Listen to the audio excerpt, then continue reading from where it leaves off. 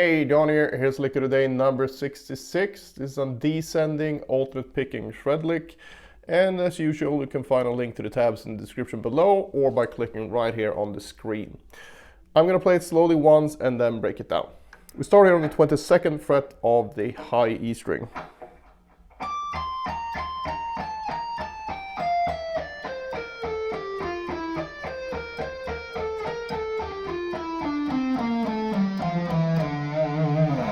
This one uses the D Aeolian scale or the D natural minor scale, and once you know the first part of it,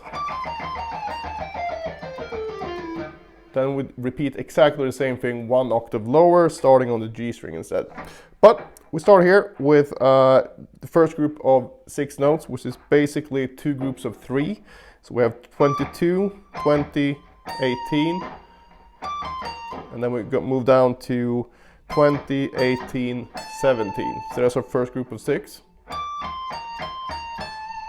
And from here, start on 18, and then we just go down 18, 17, 15 on E and B. And then we have 17, 15, 14 on G and D. So we put that together. All alternate picks starting with a downstroke. And then, once we can do that, restart it here. And then do exactly the same thing. It's just going to be, let's see, 1, 2, 3 frets down compared to where we started on the high E string. So we start on 19 instead. But if you know this pattern and how it connects, you should be able to find it fairly easily on this set of strings. And also it's even easier than the higher set of strings because you don't need to compensate for the B string. So it's just going to be 19, 17, 15, 17, 15, 14, and then we go down from here, 15, 14, 12 on the G and D, and then we have 15, 13, 12 on A and E. And then we end on the root here on the 10th fret. So the whole second part.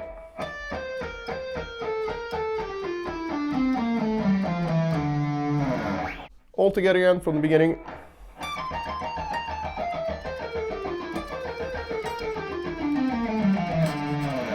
Alright, so practice-wise, highly suggest that you take each group of 6 and work on that independently, so you can do those. So the first group of 6 would be this.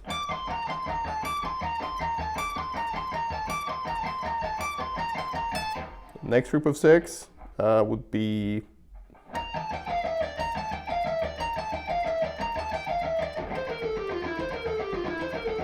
walk through it like that. And if you want to be even more thorough, you can basically start on each group of 3 notes. So you go 1, 2, 3, 4, 5, 6, do that. Then you start on the second group with an upstroke.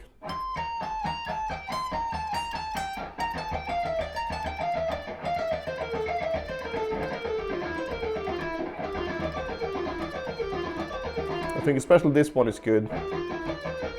You can get that position shift when you get down there. But just make sure that you start on the correct pick stroke if you want to keep it to the exact same picking as this lick.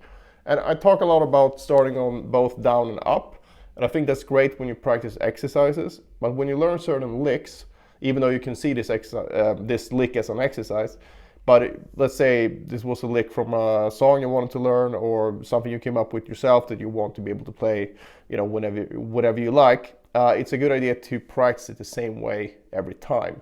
But the reason why you want to start on a downstroke and an upstroke when you do exercises is that certain licks you can't choose. You have to start on a certain pick stroke for it to work within the context that it's played in.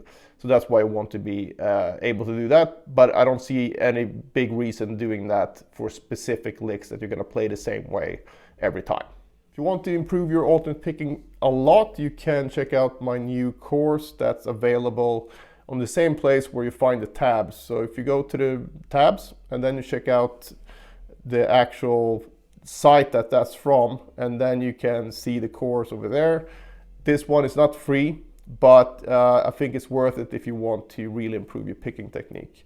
So I've outlined a really effective practice schedule for you, and if you put in the time, you will get the results.